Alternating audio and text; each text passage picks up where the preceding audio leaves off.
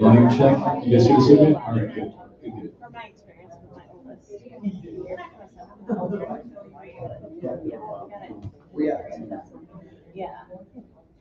Someday we get a user manual for that thing back there. We'll see how that works.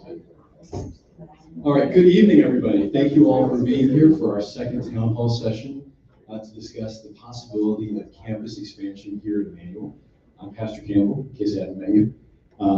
We wanted to have this session on a Thursday evening to allow more people to be able to be here if you were either at our North Worship service on Sunday morning, but we can have to go on Reformation Sunday when we had the first session, or if you were parent, family from the school here, couldn't be there on Sunday morning. We wanted to make sure we had this opportunity to hear from you as well. So just a couple cool things. One, this session is a town hall. It's a discussion. It's not presenting something that's been written in stone. We want to hear from you, get input based on kind of the factors that we're going to lay out to you in just a moment here.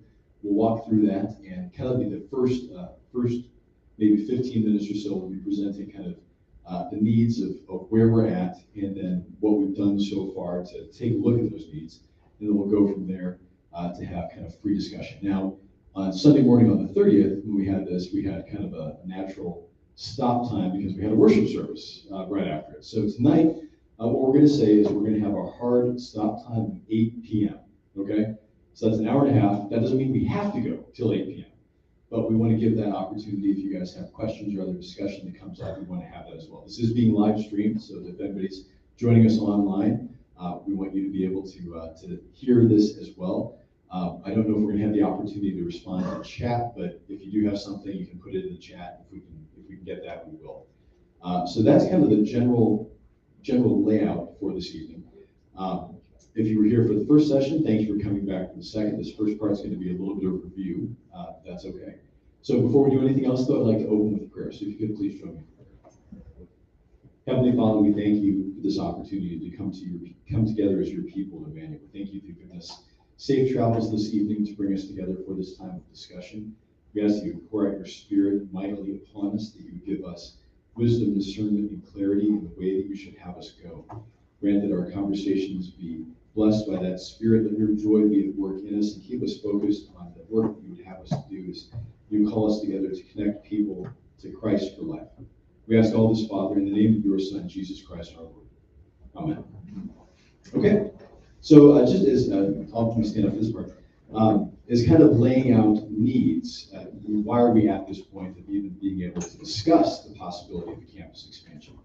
Back about 2 years ago, 2+ years now, when I was in the call process of coming out to meet with folks at Immanuel to deliberate the call, the possibility of coming out here, people had made known to me the desire, the needs for some additional space for specific areas of our ministry. So one of those areas of ministry is our youth ministry. We have had for a number of years over in the Crown Point building at the corner of our campus, a basement space that had been our youth space for senior youth. Unfortunately, it floods on a regular basis.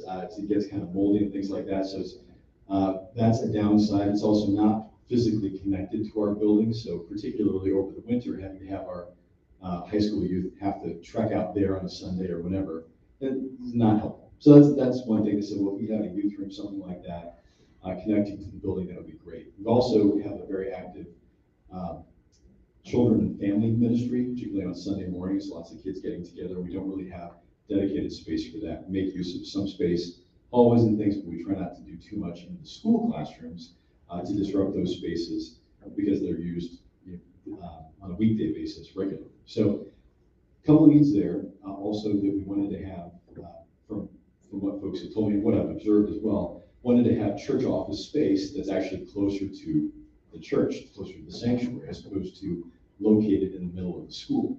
Because right now, when people come to visit us as pastors or anybody else in the church office, whether it's members of the congregation or visitors or vendors, they have to go through the school to get there, which isn't the best from a security standpoint and flow of space. But and we also want to have some additional conference room space, things like that, classroom space for for adult education or other purposes. So that's kind of one set of needs that's been out there, which honestly has not been particularly time sensitive, but still something that we'd like to do, something that's been on the horizon. Another set of needs has been coming up too on our school front, where we've been blessed with a big enrollment coming up, kind of a wave coming up in the younger grades. And I'd like Tricia Engel, who's our school principal, to speak to that and provide some numbers and context on those needs. Good evening.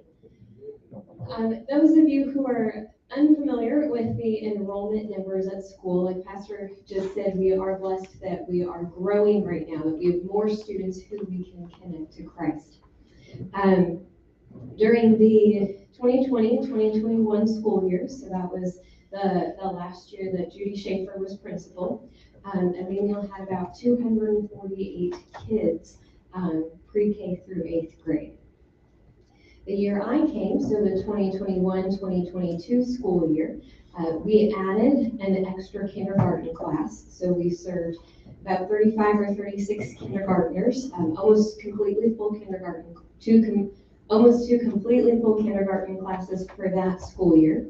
Then we also added an additional pre-K4 class. Our pre-K program is half days, and we added a half-day afternoon class that Mrs. Drella teaches. Last year, then we also added a multi-grade first and second. This was a mix of first graders and second graders learning together because we had an abundance of first graders and abundance of second graders, not quite enough to have two separate sections of first grade and second grade, but enough to have this multi-grade classroom. So last year we added Mrs. Drella's afternoon class. Mrs. Torres added the kindergarten, and then Ms. Hornander was our multi-grade first and second teacher. This school year, our enrollment is higher than that, enough to warrant still those 3 classes of pre-K4, so we kept that afternoon class. We have 2 full classes of kindergarten. This year, though, they are completely at capacity. We have 20 kindergartners in Mrs. Phillips' class and 20 kindergartners in Mrs. Torres's class. So those rooms are full. They also filled very early. We filled up kindergarten end of April or beginning of May of 2022. So that those classes filled up very early. We also had enough students to warrant an additional section of first grade, an additional section of second grade, and an additional section of third grade for this school year. We have plenty of students in those grades, so we had to add some more teachers to our staff as well. Mrs. Sixna, she's been here for a couple of years teaching first grade, so she's one of our first grade teachers, and Ms. Fornander just moved to first grade instead of that multi-grade space. Then Mrs. Edding teaches second grade. We had to add another second grade teacher. Mrs. Gillingham teaches that. Mrs. Gillingham, her whole career has been in Lutheran schools, some in the area and some in other places as she and her husband have accepted calls around the country. And then we added an additional third grade teacher as well. Mrs. Irwin has taught third grade here for several years, and we added Ms. Nelson to our faculty teaching the other section of third grade. Now, recently, Pastor Campbell and I sent out a survey to these school families because as we consider building, one of the important things that we look at is, are these kids going to stay? Is the plan for them to stay here? We know historically there's been a drop-off of students in that middle school range, maybe between 5th and 6th grade or 6th and 7th grade. For a variety of reasons, usually we'll hear that since their kids are going to public high school, they'll lump them in public junior high, or sometimes we'll hear things about sports. Public schools are just able to offer more sports than we do. So we thought it was important to hear from the families of these big classes of our kindergarten, first, second, and third grades, where we have an abundance of students, to see, are they planning to stay or not? And the good news is, and we have not had time to do yet a thorough analysis, but the last time I looked at the results of the survey, we'll have a graph or something more snazzy than just me talking about it at the congregational meeting. All but one family was planning to stay through 8th grade. Granted, we know sometimes people move, jobs change, their plans change, but that was wonderful news that all but one family planned to stay through 8th grade. So that leads us to a problem of space and room usage. Those of you who are connected to the church, I'm sure you're aware that what once used to be the adult ed room, this school year underwent a transformation to be turned back into a classroom, and that's where our 5th grade room is right now. But next year, we're looking at the possibility of needing an additional 4th grade space. As our 3rd grade class, that is fairly big, that we have 2 sections of, as those kids continue on, we would need another space, another classroom for our 4th graders. And the short-term solution to that is not ideal, but it can get us through the 23-24 school year, which would mean the science lab that we have downstairs. Some of you may be familiar with it. Right now it's just used throughout the day as a science lab. So a homeroom is never in that class, is never in that classroom. So for next school year, we would end up moving a class downstairs. And so our fifth grade would move downstairs with the middle school, and we move one of the middle school classrooms into the science lab. That's not an ideal solution. The science lab is kind of a tight space, and it has all kinds of science equipment in it, which is wonderful. It's a great bonus of being here that we have all of that science equipment. However, it just doesn't leave much room in the way for storage for other subjects that that teacher may be teaching. So that is the plan to get us through the 23-24 school year. But after the 23-24 school year, we don't have any more room. We've used all of the rooms in the school. We would still be using what used to be the adult ed room. We'd be having a homeroom in the science lab. But as this big class moves through, now we're looking at adding a second section of fifth grade, and we don't have a space for them for the 24-25 school year. So that's where we are right now. Our faculty is doing a lot to try to keep the kids, right? So that survey said that families want to keep their kids through all the way through 8th grade, which is fantastic. We are also doing very specific things this school year that have not been done before, and to try to offer more programs for the kids so that they are truly getting a well-rounded education here. So we have additional clubs, we have elective courses that we offer in the middle school. We're looking into expanding our sports program as well. So some of those reasons why we've heard in the past that families have chosen to leave, we are doing very specific things to keep them here, to offer more programs for our students. We've also really had a big discipleship initiative this year as well. That was led by Pastor Richard over the summer. He met with some faculty and we worked on putting together a school discipleship plan. This very specific, actionable, and measurable ways that we are working towards connecting our students to the church. Not only do our kids get a great education here, right, but we want them connected to Christ when they leave here as well. So it's things like with pastors and Sarah Courts visiting classrooms regularly. We redesigned our chapel services this year to make them developmentally appropriate and engaging for different grade levels. We adopted new religion curriculum that Concordia Publishing House produced, and they're producing more grade levels about the next school year, so we'll be adding that as well. Sarah Courts always is real good about letting teachers know when events at Christ for Kids are happening in church and getting us information at the school to hand out as well. So we are not only offering more programs, but we are also working towards connecting the kids to Christ as well. I think that's all I have.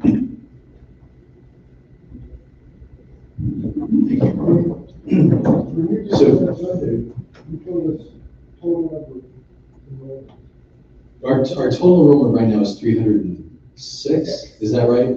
306, which is the highest it's been in about a decade, I think. And so kind of following on with that too, but we've seen as Tricia said, from our initial survey, I think we had, when I last saw it before I was out to Belize, I think we had 57 households responding, and a lot of those households were kids, or with families with multiple kids. And like Tricia was saying, we had only one that had said, out of the options, we did a ranked choice of, if you had a choice, where would you want to send your child for middle school, Immanuel, public school, other private school, or homeschool / other. And out of the ranked choice, I think it was like 98.2% was Immanuel. So I think there was only the one that had not listed that. So we haven't had a chance to go through all the data there too, but we did talk with folks from District 100 as well, and their demographic studies have shown that our overall population in the area is not looking to decline, it's not looking to shoot way up either, but small but steady growth at the level. So the area that we're serving, that's going to continue on pace there. So that said, we have this need, if you were paying attention with what Tricia was saying there, August 2024, we are going to not have space for a bunch of kids. They're currently in the 3rd grade level. Next year we can do 2 4th grades. We won't have room for 2 5th grades come August 2024. So in order for us to be able to have that space, we need to add space. And if we're going to add space, we need it to be ready, not in August 2024, but we need the space to be ready by end of spring, early summer 2024, so you can make it into classroom space, like furnished classrooms and get smart boards. Dave Grassman, who's our sexton, is right up here, who's helped out with a lot of those things and moving things around here too. So we need to do something on that front. So we've had a few rounds of thoughts and looking at some different options at that, including what about replacing our existing modular classrooms, which they're right outside kind of what's our small gym right now. We had those as classroom spaces for a number of years. How old are the mods? Are they 20 plus years old? They're old, okay. And if you have not had the pleasure of being in them recently, they are not fit for human occupation. They're currently being used for storage, and that's probably only going to last for a while longer until they start leaking. But so that's not so much an option. We thought about what about some additional modular classrooms on some different parts of the property. That could be okay. We could have some kids together, but from a security standpoint, it's not great because they're out separated from the rest of the building. If there is any kind of security issue, there's a lot of transit that they would need to do for functions in the building, even at lower grade levels.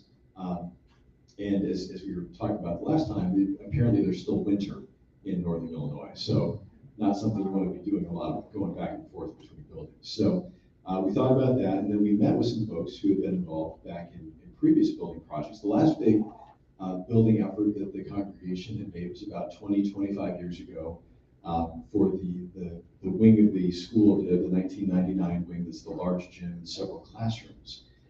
So we met with some of those folks, including Roland Granville, a member of the congregation, who's an architect, who's involved with that. And he had let us know, we had not been aware of this because most of us are kind of newer to all of this, was that the previous wings, both the sanctuary wing and the large gym wing, those were built with future expansion in mind. So to be able to build out from there. And so we thought, okay, well, with that being said, what are some possibilities? And so we've come up with the concept we want to share with you guys. This is not a locked in stone. I know some folks, including some that are here tonight, have some other thoughts about some other ideas about things we could do, which is great. That's what we want to hear from you guys. So if you guys get, so Jill Wendell, who's the chair of our school advisory council, is right up here, and Frank Visconti, who's our congregation's director of operations, also here. If you guys go ahead and start passing those out to folks. This is a concept that Roland helped us with. You can take a look at kind of the overall plot of the land that we have here today. So we have one per table about, so you guys could pass it around and share. If we have some extras, we can make sure there's more than one at the table. So to kind of walk you through what this initial plan is, because we wanted to make sure we could address all those needs that we were talking about. Did you guys get one back there? Okay. And then back there, did you guys get one? Okay. So I think we got some extras. Okay. If we do have some extras, just let us know. We get the back table there too. So this is a concept that will allow us to address all those different areas of need that we're talking about. And when we're thinking about how we do this, and I'll walk you guys through this in a minute, so don't crack your eyes trying to squint at it just yet. But as we take a look at this, we want to see about what can we do in an achievable fashion. Because ultimately, and what we talked about with some folks who know, and Jake, correct me if I'm wrong about this, but generally speaking, it's much cheaper to do construction at one time as opposed to doing piecemeal over time. So if you have a dollar amount here, it's going to be that times like 1.3 or 1.5, who knows, over a longer period of time if you did it in different pieces parts. So what we thought is, okay, well, what can we do here? So if you take a look at the diagram in front of you, and I'll walk you through this now. The top is the north direction, so I'll just go off of the cardinal directions there in no particular order. Down on the south side, off of what we have is kind of now is door one. So off this long hallway outside the fellowship hall, by the main entrance of the sanctuary, what we've looked to do there, and it actually that's a little bit small on the rendering there, but we've looked to do a 2-story, so starting with the floor level, the ground level being the entrance of door one, and then go down, have an exposed basement, 2-story structure that would house the church office, all the office space that's up here, move that down there, conference room down there, and then the ground level, which would have windows around the outside, would be our new youth space and children and family ministry space. Maybe classroom, maybe additional ed classroom if we have enough room for all of that. So that would give us a lot of that down there. What we could do then with the existing church office and conference room is repurpose that from what we heard from Roland, the architect. Those were built without being structural load-bearing walls, so we can clear those out. So it's forward thinking of them to make those into additional classrooms. So we get 1 or 2 new classrooms, depending on whether or not we wanted to change the existing conference room to something else. So that's kind of that part down there, along with the bonus of this up here. The other part, if you take a look on the east side of the diagram, off the large gym expansion, the 1999 expansion, what we have right there on the diagram is 4 new classrooms that would go out kind of from where the stairwell is at the end of the hall. So this would cut a little bit into the prairie that we have. We'd still keep the prairie, but we could have 2 classrooms, 2 up, 2 down, 4 new classrooms total over there. That could be adapted depending on what we want to do here into, let's say, having 6 classrooms. Because based on the numbers that Tricia gave us, we need to have at least 5 new classrooms in order to be able to have capacity for these grades as they're going up through 8th grade, and then also to remove the class that has a homeroom and science lab, so that we can have that just dedicated purpose science lab again, and freeing it up and giving that class a little bit more space, whichever class it's going to be. So that would give us, if we did 4 classrooms in the expansion there, plus those 2 classrooms by moving the church office and the conference room, that would give us the additional classroom space we need. We can do 6 classrooms over there off the large gym.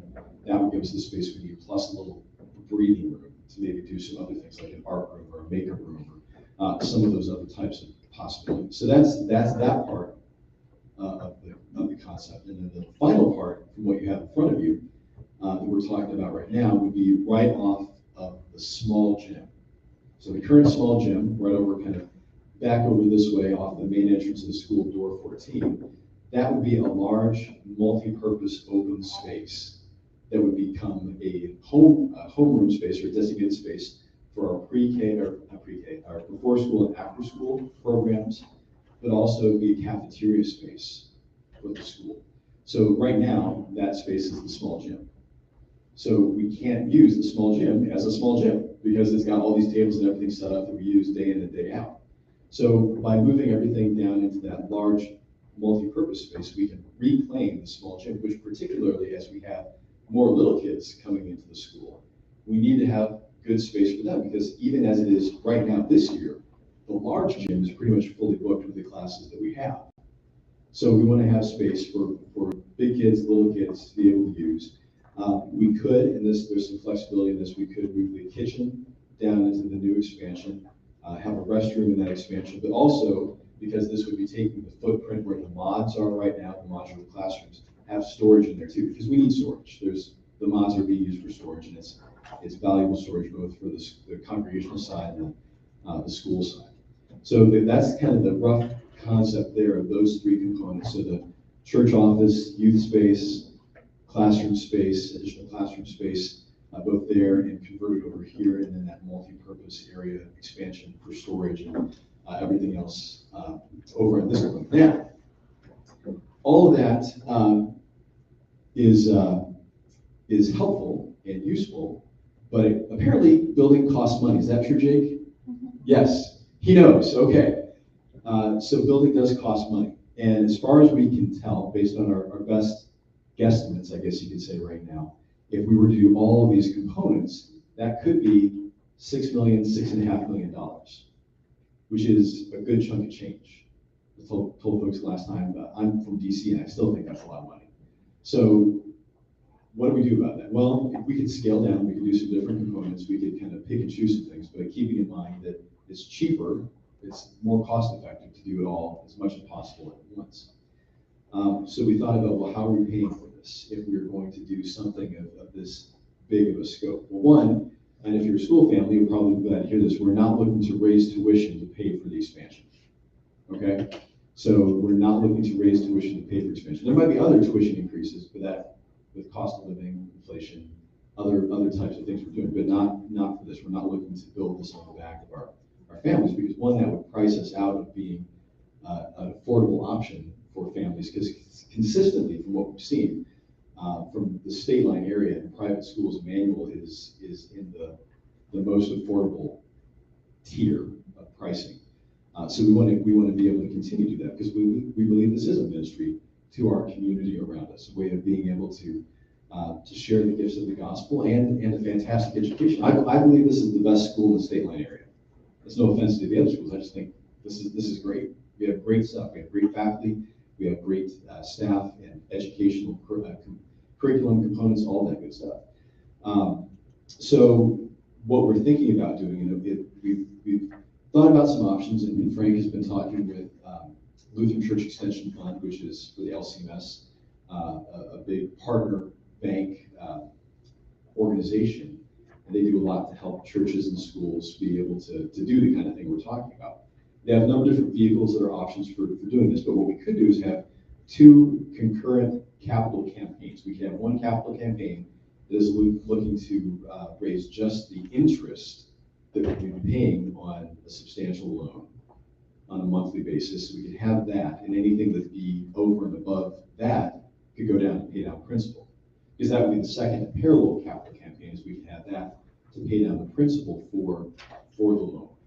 So that makes this much more achievable in the near term, because, as a reminder, we need to have those classrooms up and running. We need to have at least one additional classroom, preferably two, ready to go by August 2024, which is not a big runway. That's coming up pretty quick.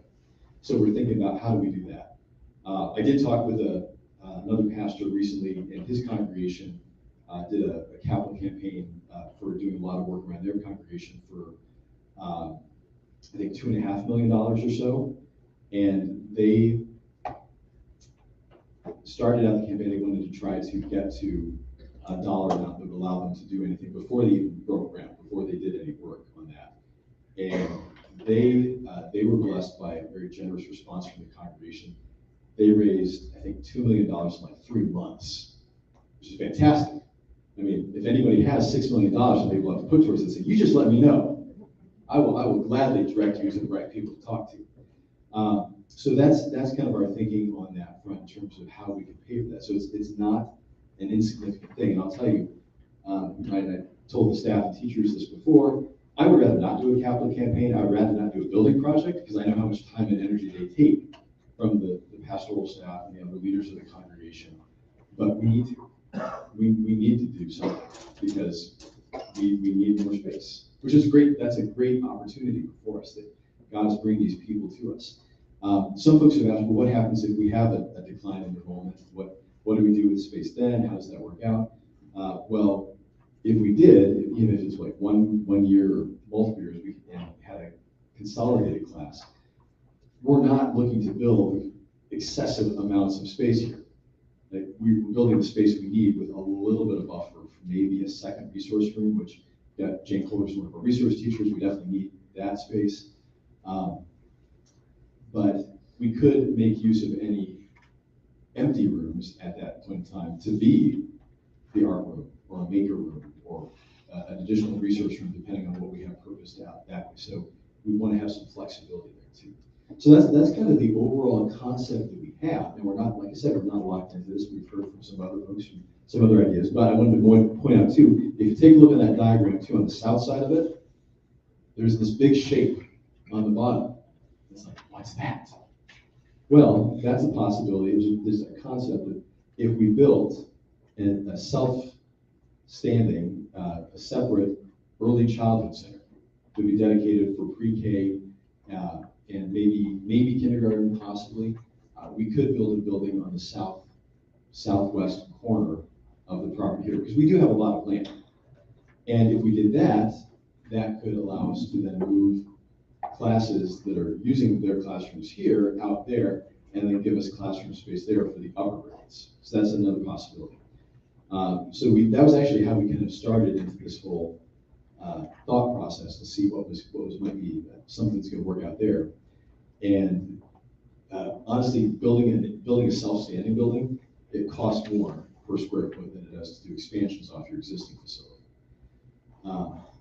So there's that, and it's separate from the rest of the building, so there's some trade-offs. But we wanted to put that out there on this diagram so you could kind of get an idea of something. We could do that in the future too. If anybody has $10 million and wants to dedicate it, I will gladly help you get to the right people. But that's kind of where we're at as far as the general concept goes. Now, I'm going to stop talking here, and I want to hear from you guys, other thoughts, questions. I think there's stuff that I missed. Do you guys have any other things that, before we get into the kind of general discussion? Oh, okay.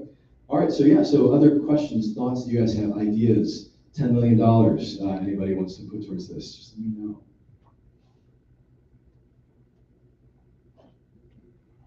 It's a type of process.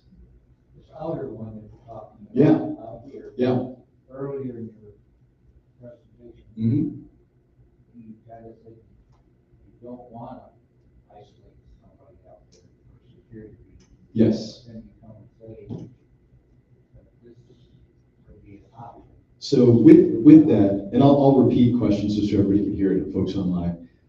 If we're talking about having a freestanding building for the early childhood center, how is that not a security risk like we were talking about before? Well, it's not in the sense that those kids are in that building. They don't come over to the main building. So it's an isolated, self-standing, self-sufficient. It has its own parking lot, its own playground, and gathering spaces down there. So just like another structure, another school, that would be there. Now we have to do, that said, we'd probably have to hire a director, and have that staffed up as an independent, semi-independent kind of entity.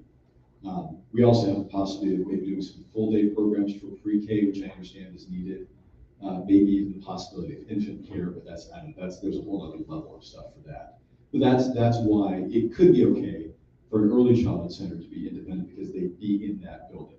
It would be secure in and of itself. It wouldn't be a place where they'd be coming back and forth for the main campus.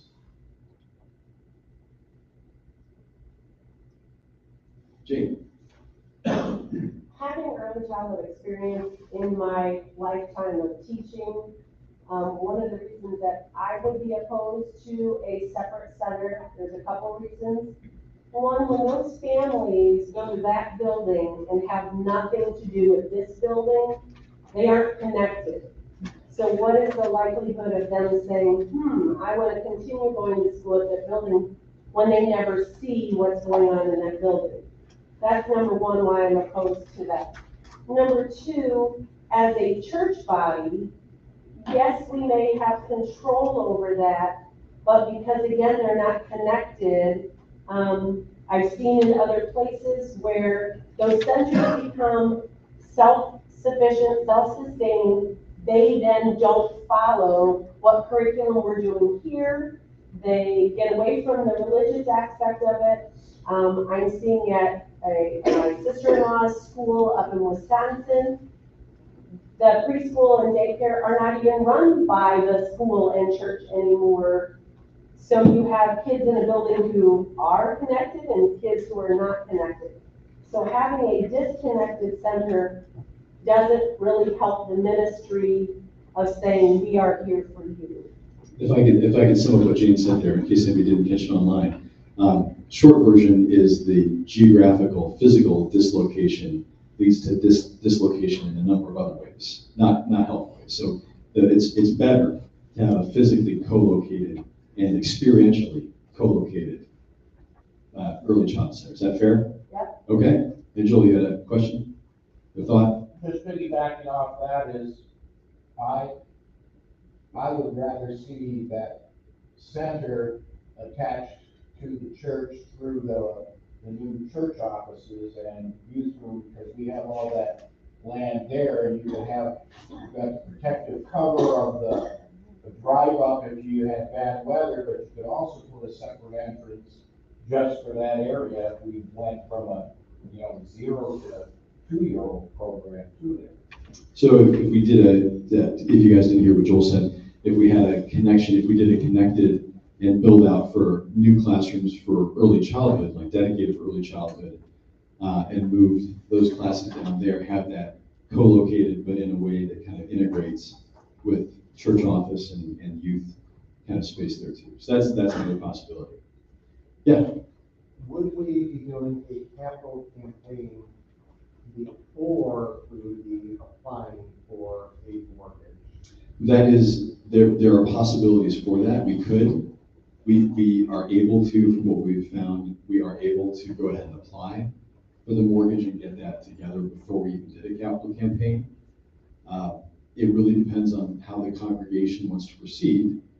And we want input from school families too, so that's part of the reason we're having this Thursday evening. But yeah, we could go ahead and proceed with the loan, or we could try to do a capital campaign to get a certain threshold before. The main limiter on that side is we need to have August 2024 as a time when we have additional classroom space ready to go in some form or another. So yeah. Yeah, because I was just wondering if the capital campaign was not, for whatever reason, very successful, whether we still have the opportunity to pull back and not move forward with more of that maybe, because I can't remember exactly, but when we were building the canopy here, I think we had, I can't remember if we raised it as the capital campaign, but I don't think we moved forward on full commitment of building until we reached a certain threshold on getting the funds raised for the campaign. And that's a possibility. We could wait till we had a certain amount kind of in hand before we proceeded with execution. Now, we would need to get some initial work done in doing bids, things like that, working with architects, getting some of that groundwork, no pun intended, taken care of, so that we could be able to move swiftly when we did reach our checkpoint. So that's a good possibility there too. Somebody had asked, I think this was at the Sunday session, about the financing, things like that. School families and extended families and grandmas and grandpas that want to have their kids and grandkids have great education, they are welcome to contribute to the capital campaign as well. Capital campaign is not limited to just folks who are members of Immanuel. And we've heard the possibility too that there are some corporations in town that give generously to local things, including education, that might be willing to substantially support something like that too. Back to what Jane had said, is it a hope that if you have a separate building that they would feed into the school? Yes, well, as it is right now, we wanted to continue. The question is the hope that if we had a separate building that those students would feed into our older grades, and definitely it is. We wanted to continue that. We've seen a lot of retention, frankly, in that regard from our pre-K and kindergarten programs already, as opposed to them going to public schools after that. Being that it's a separate entity, parents might not see it as connected to the school. Well, we wouldn't, I want to make a clarification. It's not a separate entity. But it's still a separate But building. it's a separate building. They see it that way. They could perceive it as a separate building. And let me just say too, our drive this evening is not to build a freestanding early childhood center. That's a contingent, so I don't want to spend too much time on that because the big emphasis is everything else. So if we can build something connected, that'd be fantastic.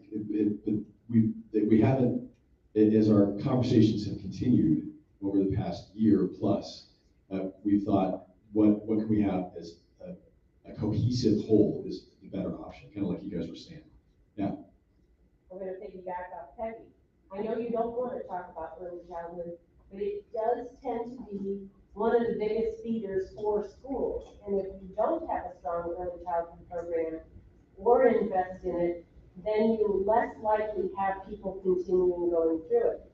So congregations out there have spent the money to make sure their EC programs are good, viable, and they see the continuation of growth. So if you leave that behind and you think everything will keep growing, if you don't have the support base at the bottom, you don't have it at the top. Yeah. And I'm not denying you don't need the space. I'm just saying if you don't look at this area at the bottom, you're gonna keep having that fluctuation of people coming in and out. And what Jane's And they don't saying, have a place to start. what Jane's saying is that we want to make sure we're not neglecting our early childhood program, because that can hurt the rest of the program as you go forward. And so I want to make it clear too, we are not looking to neglect or not invest in our early child. We have a great early childhood program here, and we want to continue supporting that. The campus expansion program is not favoring one side versus another. So we could have new early childhood space as part of those, however we lay this out. So you guys understand that? I'm looking for some nodding or affirmation. Or, yes, amen. Except for the fact Yeah. that, because I have the experience. Right. Churches also tend to throw early childhood classrooms into annual classrooms because they have the space available. But the classroom is not developmentally appropriate for those kids. Every early childhood classroom should have a running bathroom and sinks that are not this tall. Sure. If it's in a 3-year-old classroom where she has to have step stools up to a sink for a 3-year-old, that's not an appropriate, developmentally appropriate classroom for those kids. There's the soft space versus the hard space. There's the size of the classroom, and we tend to just throw early childhood in any space because they think, oh, it's just little kids, that's okay. Well, let's not make generalizations. Yeah. When we're saying we tend to, Immanuel, I'm not saying, but we're Immanuel. We're Immanuel, and we need to think about here. again, and we have not thought about that particular level of programming for that age level in a long time. What I'm hearing is there's somebody who's interested in serving on the campus expansion action team here Well, when we get this going. But then that is my question. Who is on it at this point? We don't have the team yet. Okay. We need to decide we want to move forward in some way, and then we get people, is Joel volunteering as well? Okay. I mean, I'm ready to go on to something else. Oh, okay. But yes, no, that's our next step. So we're going to bring this before the congregation for our November, part of our November voters meeting, our congregational assembly, to see are we going to proceed forward with this, and then we get the team that's going to be executing on getting the arrangements together and getting those concepts solidified, so we move forward in a timely fashion with that timetable in mind. So that's kind of, but yeah, Joel, you had another question. Other than LCEF, have we looked at other options, like another entity, like a development group or a business that would help to fund this? I don't think we have that. I know we have some relationships with other banks, but we've done more kind of initial investigation. So once we get the go-ahead from the congregation, Frank and other folks in the Operations Council can do more hard looks at some other venues. LCF is very promising because one, any work we do with them supports the larger church, but also they have a wealth of experience in working with LCMS congregations in doing the exact kind of thing we're looking to do. But we will consider other options too. Yeah, fair question. There's another question. I thought there was another question over there before Joel. Yeah. Okay, so you talked a little bit about demographics. Has there actually been a demographic study or anything done looking at the population in Belvedere? Yes, Because- District 100, the question is, has there been a demographic study done? District 100 has run that study. Okay, so I'm thinking about, other groups of people besides Lutherans, because when, I don't live in this town, but I've seen the people who live here change over the past 13 years just when I go shopping in Walmart. And some of the people that I see in Walmart don't look like they have the money for the tuition. So my concern is, yes, we have this growth now, but if we're becoming if there's a more Hispanic presence in this community, does that mean that we might not have, the student body to continue on like we hope? What also happens if you know, the economy is bad and then parents can't afford to pay the tuition. Because this is not a white collar neighborhood. Mhm. So, I mean, the people that are sending their kids here, they're really making a sacrifice to send their kids here, even though I realize it's affordable, it's cheaper than what it was when I paid for my kids. So, I see that as, so that could affect our enrollment, and then we've built all of this. And then, yes, we can repurpose those rooms, but, you know, we don't want to be getting ahead of ourselves. Yeah. And I only say that because I've been in this situation before. Yeah. And, So, yeah, Jill. Yes. That's okay. So your first comment was kind of about the economy right now. And part of my job is financial analyst. I analyze data every day. I'm as good as a weather predictor as if it's going to snow tonight or not. Anything can change from what the data shows to what it doesn't show. But one of the things that we are also looking at right now, and I've studied a lot on, is how much parents are investing in their children. Parents are investing more in their children right now than they ever have before. If it's outside sports, if it's education, if it's anything. And the class of seniors this last year was the lowest nationwide ACT in 50 years. And parents aren't going to want their kids going to college and looking for scholarships with those kind of numbers.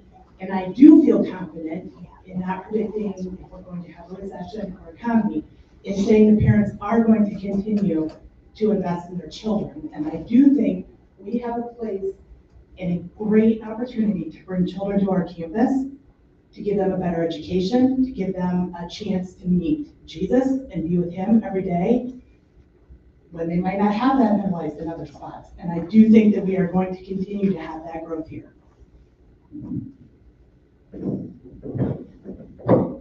I think to add on to that as well, we're blessed with a wealth of resources for scholarships for students as well as need-based, because we don't want the tuition to be an obstacle for folks that could benefit from the experience that we have. And I didn't say education.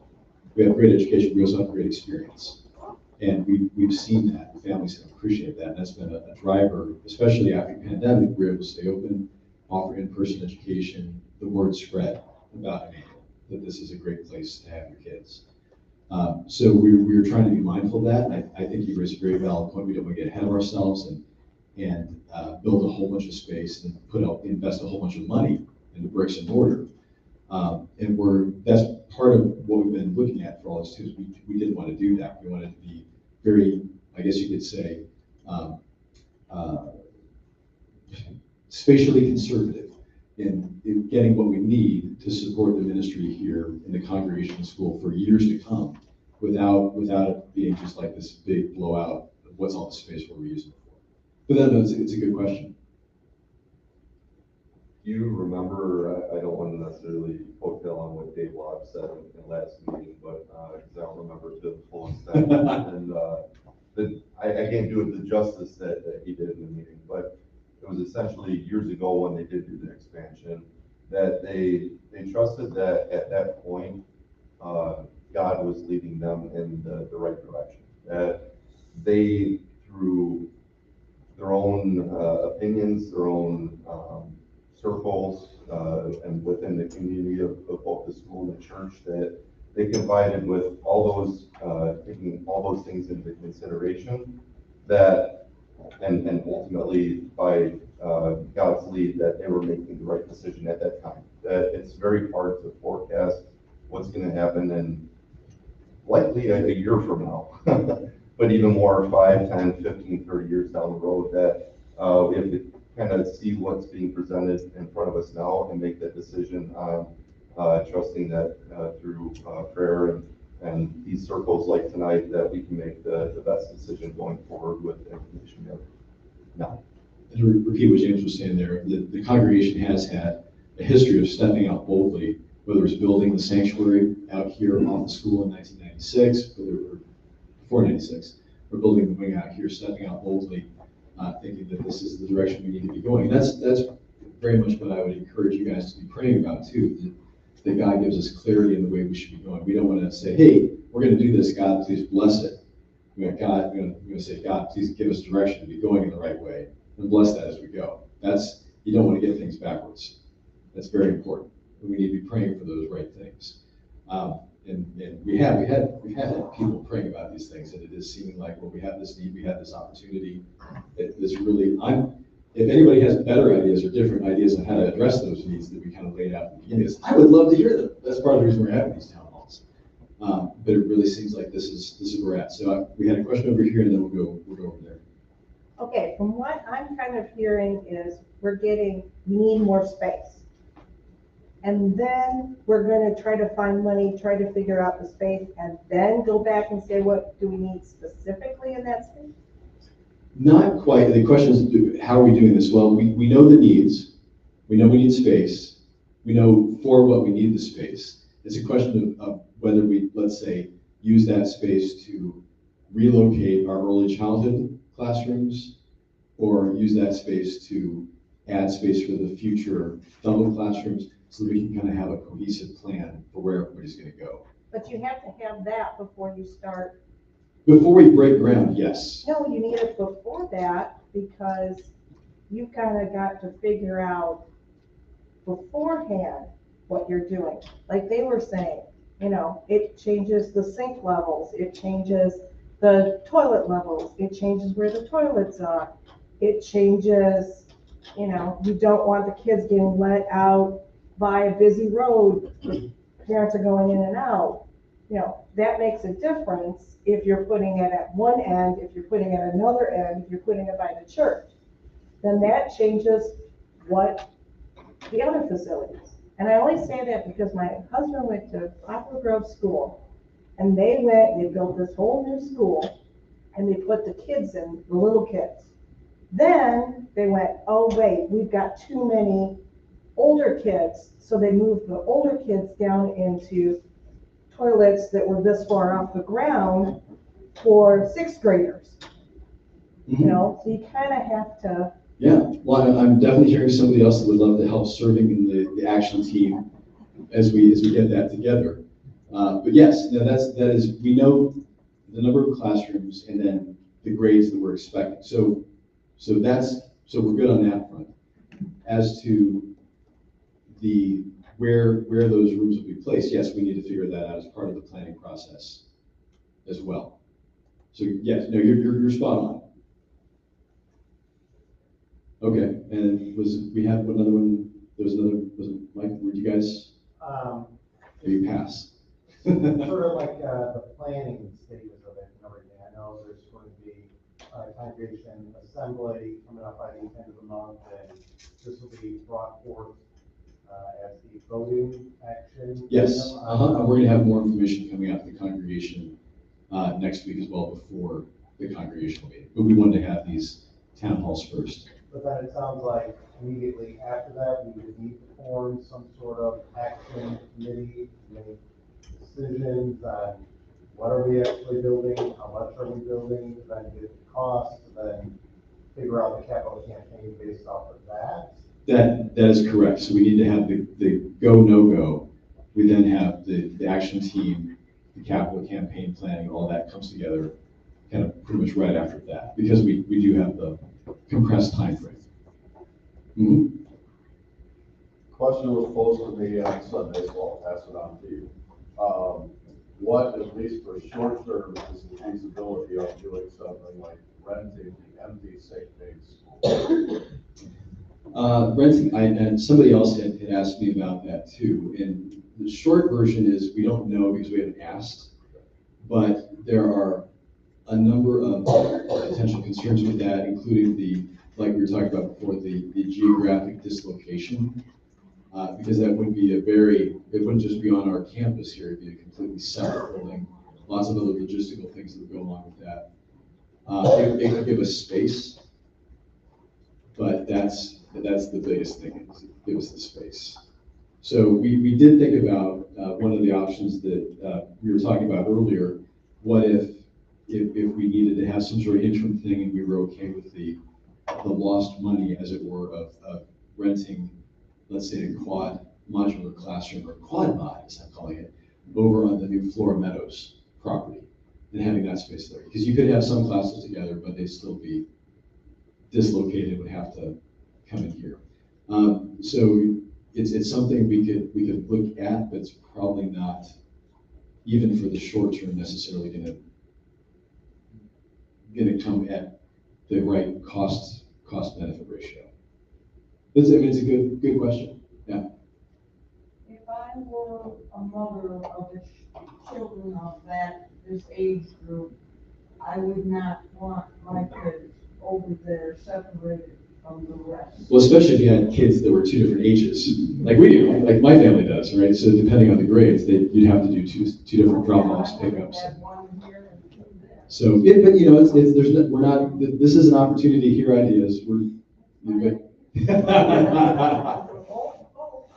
All right, yeah, Jane. How does the building plan fit in with what our 5-year plan is, our 10-year plan is, our Yeah. long-range goals? Thank you for that of question. Immanuel? Yes, how does this fit in with our larger goals of where things are going at Immanuel, in 5-year plans, 10-year plans? I can't say that we have the solid 10-year plan together at this point, but the 5-year plan is emphasizing discipleship and building up people as Christ followers. So in the congregation and then in the school as well, as many connections as we can make with school families. Not that we have the school to be a feeder for the congregation, and just getting more seats in the pews. Although if people want to come in and get connected, we love that. We invite people to have this as a church home if they don't have one. But we have plans for the next 5 years about different emphases as we're going as a congregation.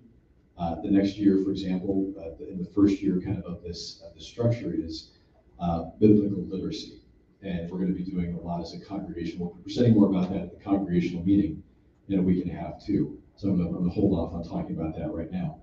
But we want to continue building people up in an iterative fashion so that we're strengthened and equipped for serving in the world around us. Whether it's here in Belvedere, whether it's places where people are working at large, whether it's serving in the mission field, whether it's the police, where I was just yesterday, or any of those things. We feel like we want to be positioned with our structure here like we are up at, like we want to be up at North, our Timberlane campus, to be able to have this as a base of operations that's a place for serving and equipping. So that's the short answer.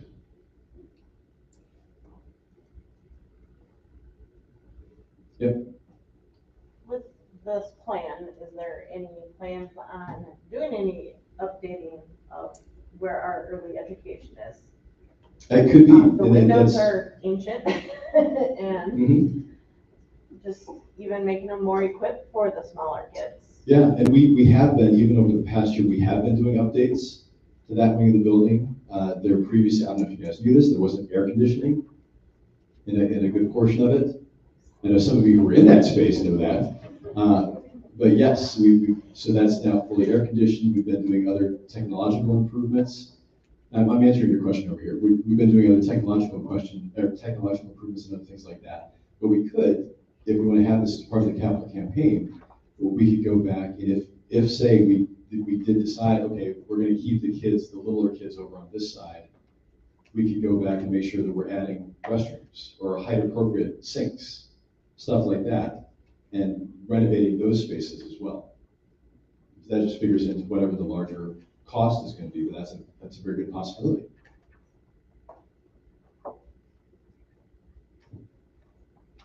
And just so you guys know, we got about 25 minutes left before our hard stop, so I want to make sure nobody's taken by surprise when that comes in.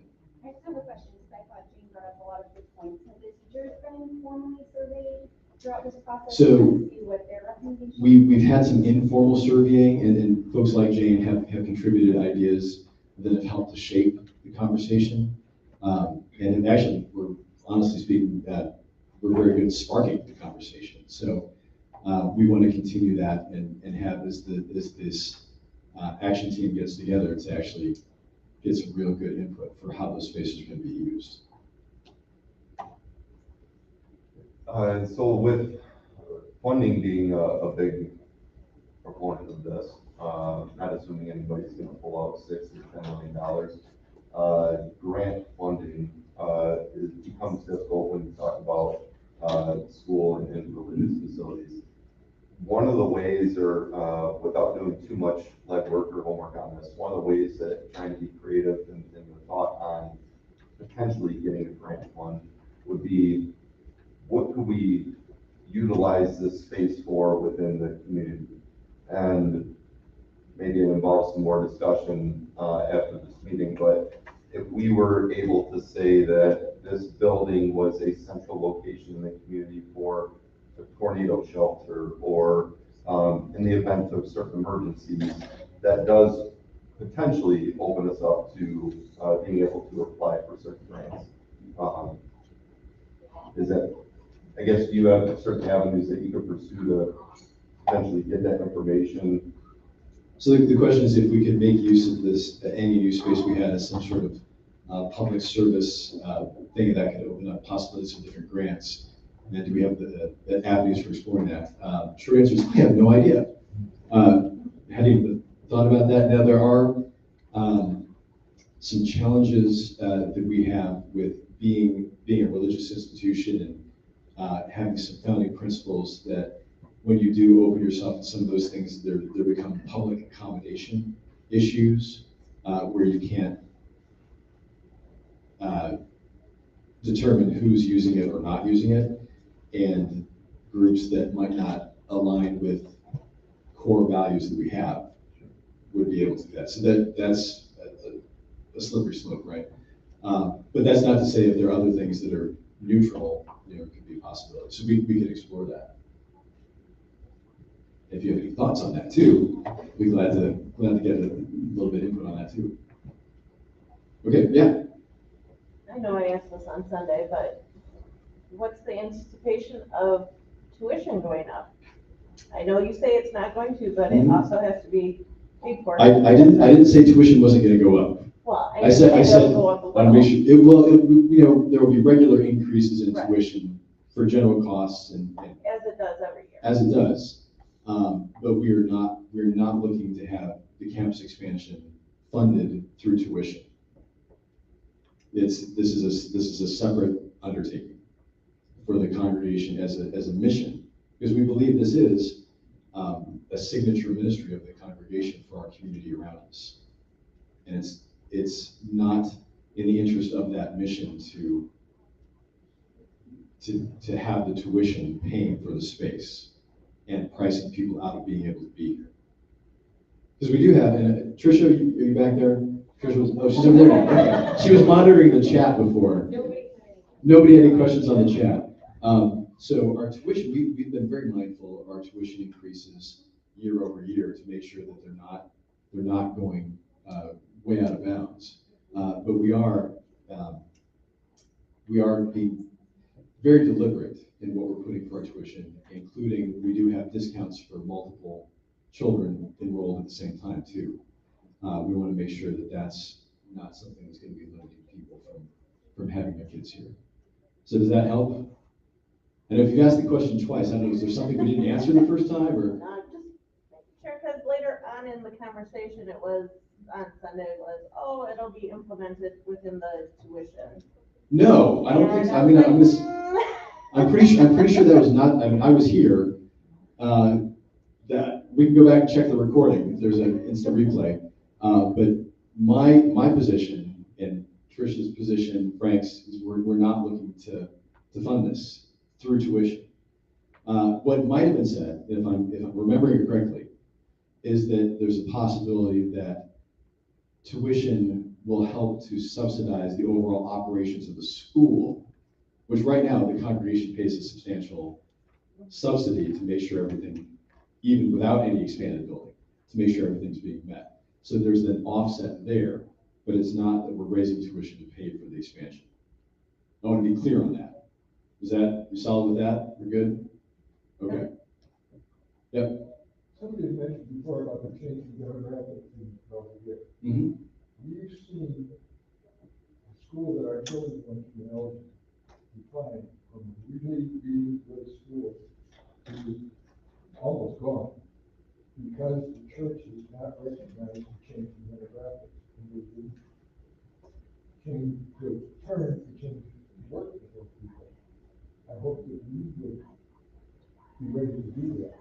But if we had a church that we were working with this kind of kids, that we were working with, whatever. And so the point that's being made here is we want to make sure that we're not ignorant of the community around us and we're not just sticking to the people we've always served kind of thing. But if there is a larger, let's say, Hispanic Latino population that we're able to make some outreach there and say connect the kids with great education for the benefit, for their lives, for the benefit of the community too. And one of the things that we talked about is down the road, and this would take a lot of work too, it's a separate thing. But if we could someday get status of a blue ribbon school here, which is a certification, public or private, that would be a fantastic thing. It's a recognized mark of excellence. And that would benefit our community as a whole. That's something that the mayor, that the city council could be talking about in the Chamber of Commerce. We got a blue ribbon school, you want to be here. And that improves the whole community around us. So that's aspirational, that's down the line, but we want to make sure that we're paying attention to the community around us. As a congregation and as the school, both and. Well, tied into that, then have we initiated any, staffing possibilities? Because with expansion, we're gonna need teachers, and there aren't teachers in our Lutheran schools. We go to the colleges, there's nobody out there. Trish, you How are want we to speak to what staffing we're it? doing on the staffing side? And personally, I want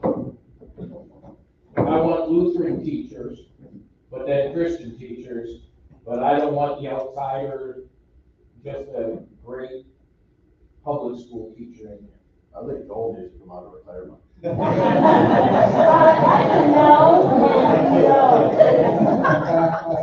So Joel, should I schedule your interview next week? No. We don't want to work with him. Either there is a shortage of teachers, people are not wanting to go into teaching. The building will bring some interest just because people like you, but we're gonna be here as the old timers funding it too, and we want quality. I'm sorry, we want quality. Yeah. That's nothing to be sorry about. No, and we want quality as well on the school side.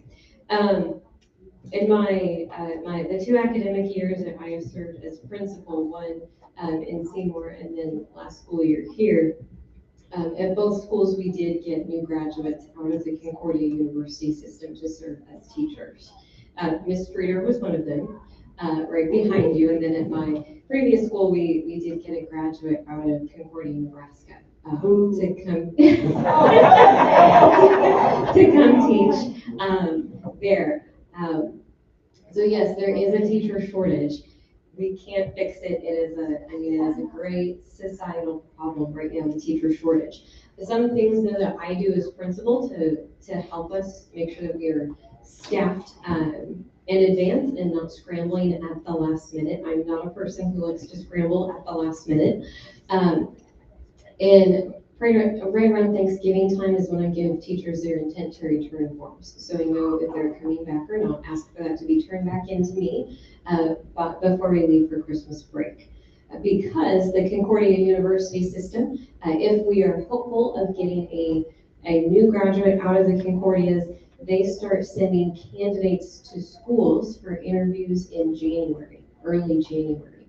So I always want to know in advance who's coming back, who's not, and put in the request to the Concordias early too. You are looking for 2 for next school year too. Yes, we know that we'll have 2 positions open next school year because Mr. Schaefer is retiring. This is his 40th year in ministry and his last year in ministry. And then we're looking at another elementary teacher for that additional fourth grade. At the same time that I put the request into the Concordia University system, I also then gained access to the Commission Minister Information Form database. This is a database of all synodically trained called church workers that are not pastors. So Lutheran teachers, deaconess, DCE, parish music directors, all of them are in this database. Their commission minister information form is sort of like a pre-interview where they have answers just to a whole bunch of questions. They can note if they are seeking a call or if they would consider a call if they're not interested in a call. They can also note location and demographics as well. So I look through that starting in January once I know the positions I need to fill, as well as putting in the request to the Concordia system.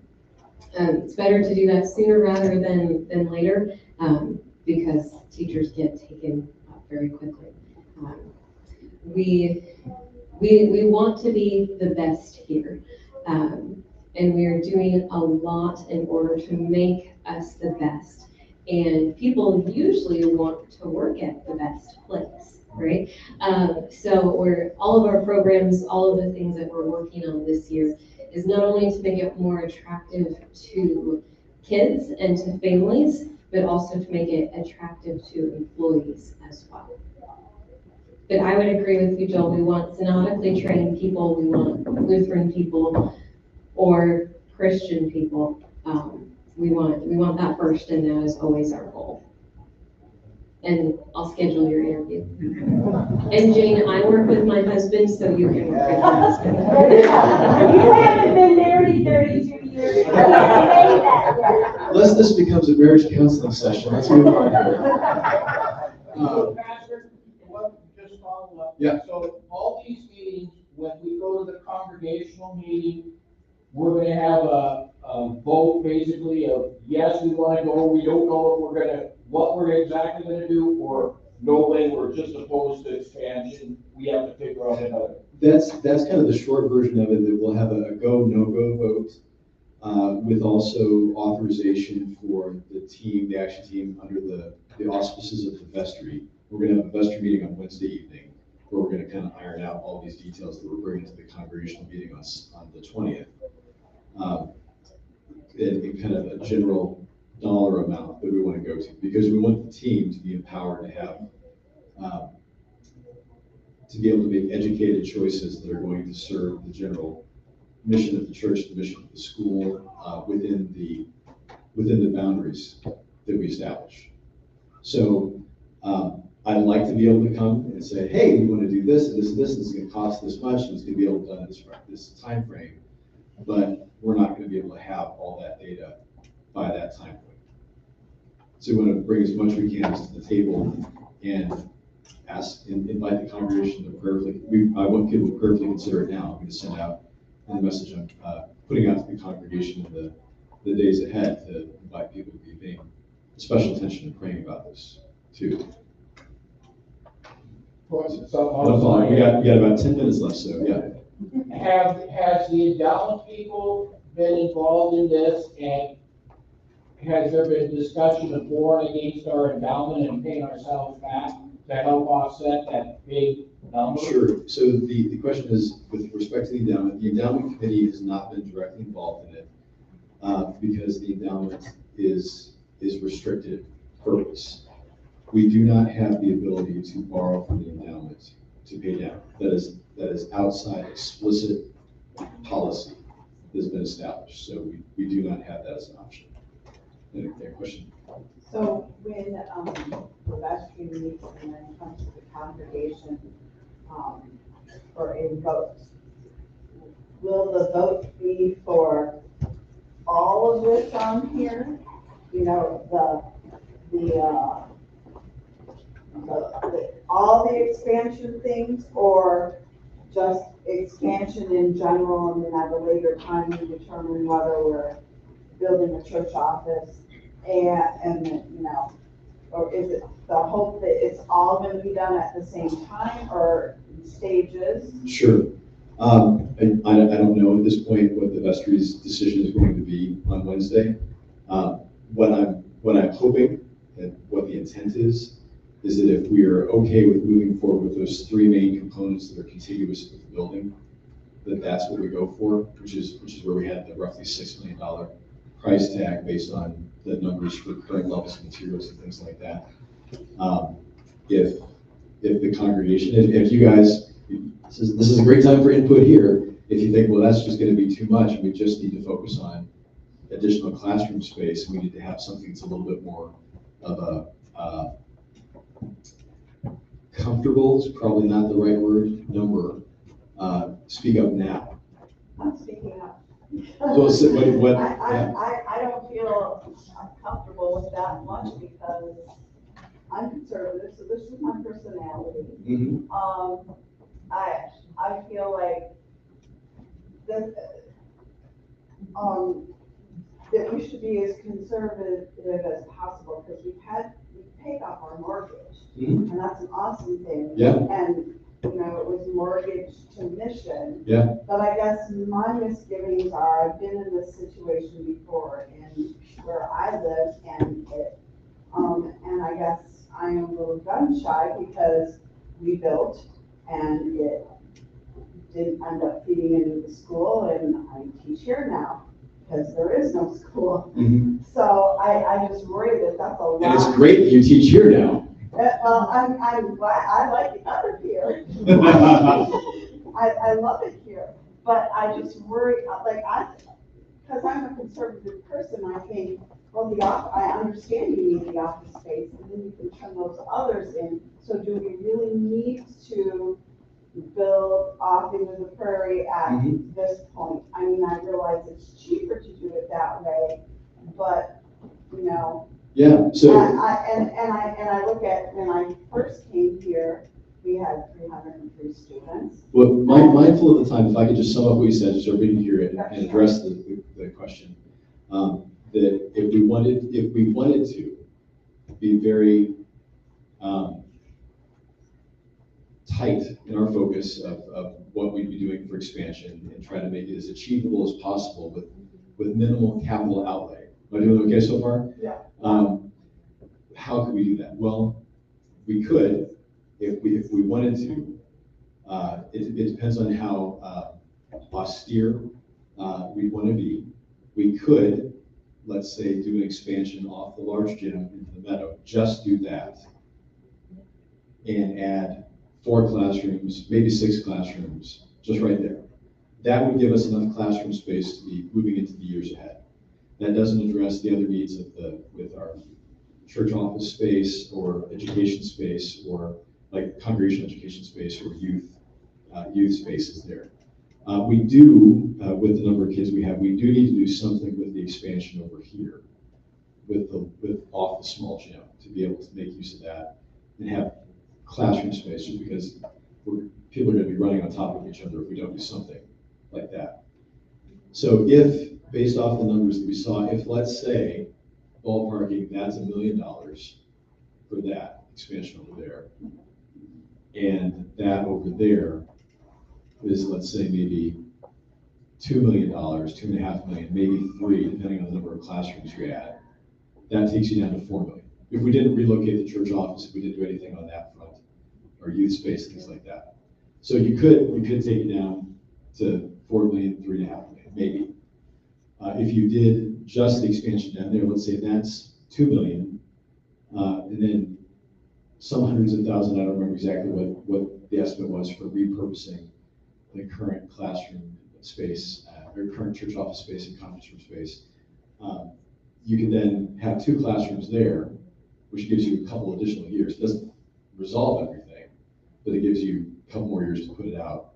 And then you still need to do something else for adding out there. So these are the things that we need to discuss. We'll talk about those Wednesday at the vestry meeting too. We got 2 more questions. I want to make sure we try to get everybody. I think it's not so much a question as maybe a point of clarification that I don't want anybody to leave here and saying that one thing was talked about contradicting the other.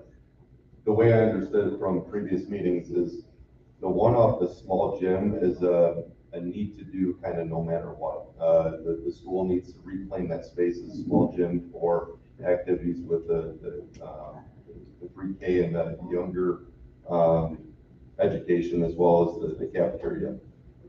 And then whether you do the church office to gain classroom space where the current church office is, or you do the expansion off the large gym is more the, the 6 to 1, half a dozen the other.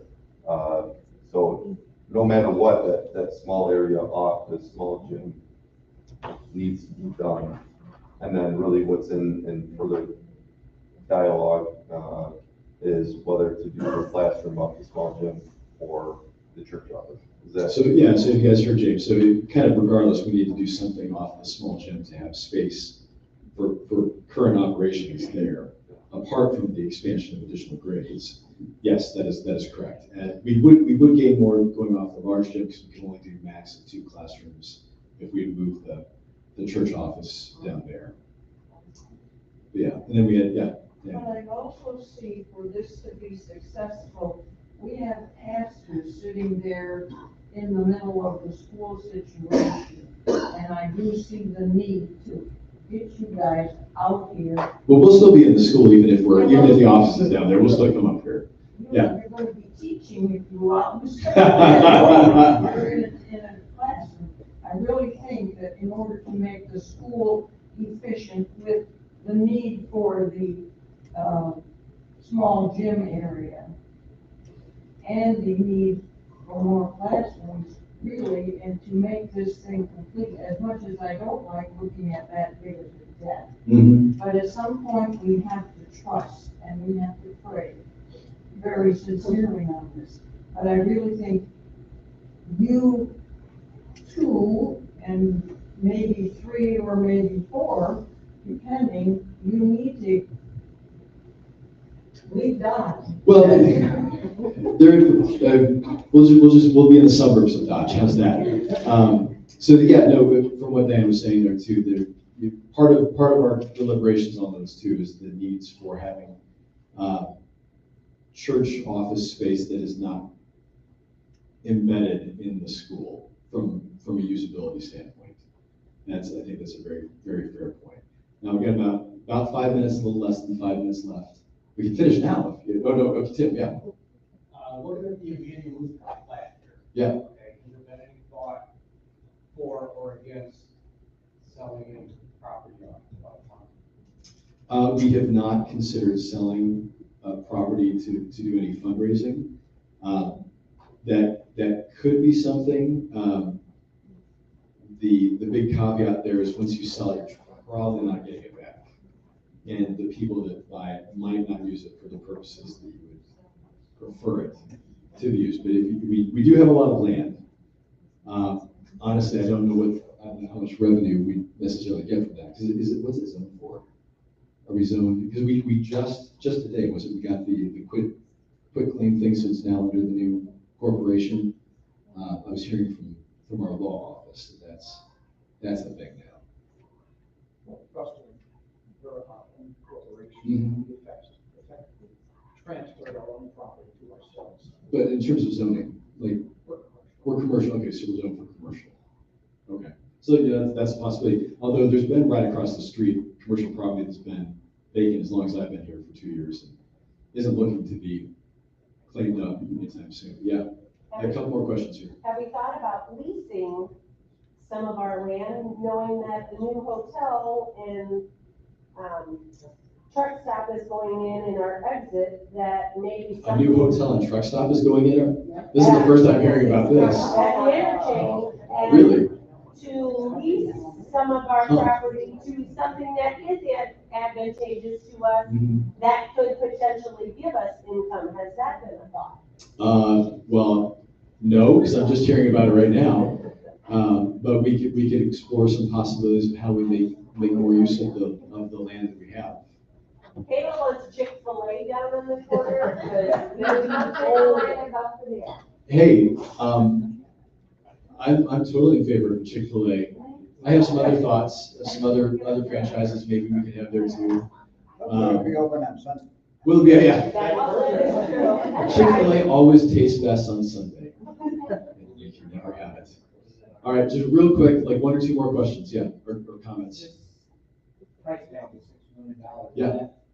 Every furnished? Uh, Classrooms, offices? and all that? It ballparks it. It depends on how fancy you want to be with the furnishings.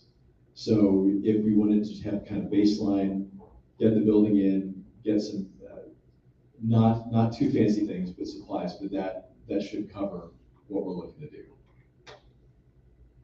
So we can always up the number if we want to have some like super fancy additions. But it's fairly conservative. It's not looking to do too much different in terms of how we have our, let's say, our upper school classrooms furnished now. You have desks and chairs and smart board, internet. We did not add budget for lasers. Lasers are cool. All right, any last comment? You warned you? Yeah? And take us out.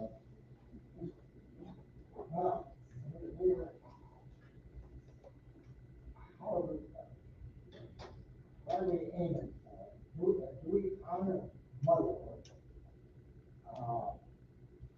We're talking about supposed to be expressing is pre-K and pre-K, at least the young 2-year-olds or whatever, that the mother is supposed to go back to work so we can tax her income. What about homeschoolers? Out of my 17 grandchildren, 13 of them are homeschooled. And one of them had a home of 9 children. Talk about investing in the children. You say that this people are concerned about investing. My father-in-law sure invested in those kids. Well, if I could, given we're at time here, I want to just. Maybe we should be pressing more homeschooling help. Well, Because our Lutheran school system has always relied upon parental support. It's not For sure. the taxpayer mechanism. For sure. Parental support, PTL or whatever you call it, it's the parents that get involved. So Warren, if I can sum that up there, what are we doing with respect to homeschool support, honoring the mother? No, I said at the beginning of the meeting what our stop time was. Well, I understand that. That wasn't the point, Warren. The point of this was to share the thoughts. But real quick, if I can speak to that. If I can speak to that, the overall kind of thought was, honoring families, honoring moms and their households, honoring homeschooling. I can tell you for sure, homeschooling is not for everyone. I know that my wife and I tried it for 3 months at the beginning of the pandemic, and we are not equipped to be early childhood educators. Not everybody is. Some people have that gift, and if some families make that choice to homeschool, we pray for them, we support them, we don't take anything away from that. And we have some families in the congregation that participate in homeschooling and homeschooling collectives. There's a big one over at our sister congregation in Mount Olive. So we do honor that. We want, though, with the platform that we have here, to be connecting with and supporting with and equipping our families. Many of these families that come to our school, 2/3 of them are not connected with Immanuel. Many are not connected with the church, period. And so this is an opportunity for them not just to hear the gospel, but to experience it in the life of the classroom, with their teachers, with their students here. That's part of this discipleship effort we're doing. So we can't change the world, but we can serve this community in that way. Well, and I'm going to call the conversation now. I think that's outside of the topic for this evening. But I want to respect the time that we set here, so I'm going to close in prayer. If you guys want to stick around and have further conversation, the lights are going off in about 5 minutes. But you're welcome to hang out in the dark. But if you could please join me in prayer. Heavenly Father, we thank you for this evening, for this time to come together. We thank you for the opportunities that you set before us. We pray that you would give us wisdom and clarity as we seek to make some pretty big decisions in the days and weeks ahead, that you would empower leaders here with the work of your Spirit, that we might be mindful of the opportunities and the realistic boundaries you set before us. Give us clarity, and most and above all, give us joy in the freedom that we have in Christ, and the restoration of relationship that we have with Him, and by your grace. In Jesus' name, amen.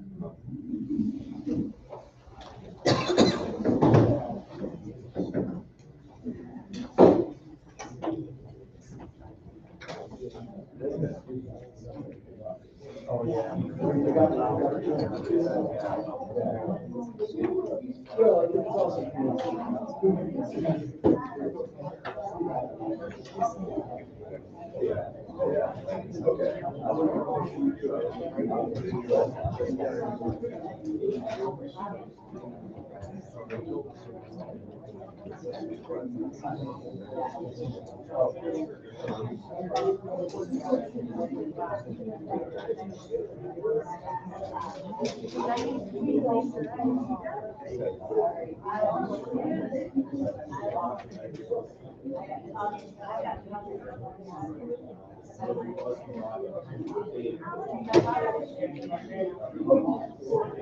That's today's one. You gotta get better. Yeah. That's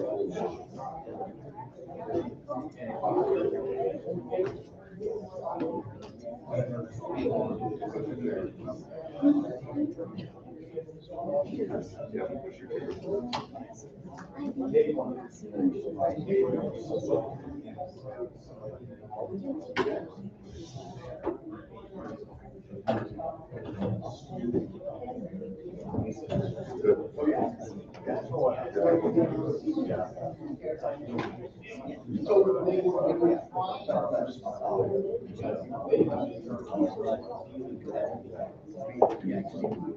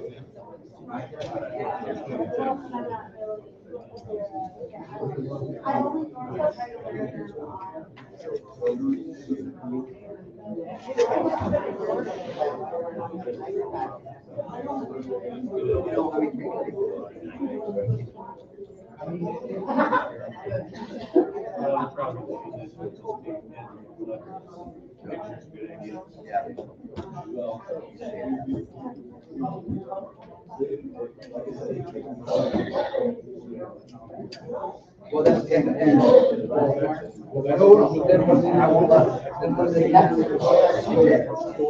No, we took it next door.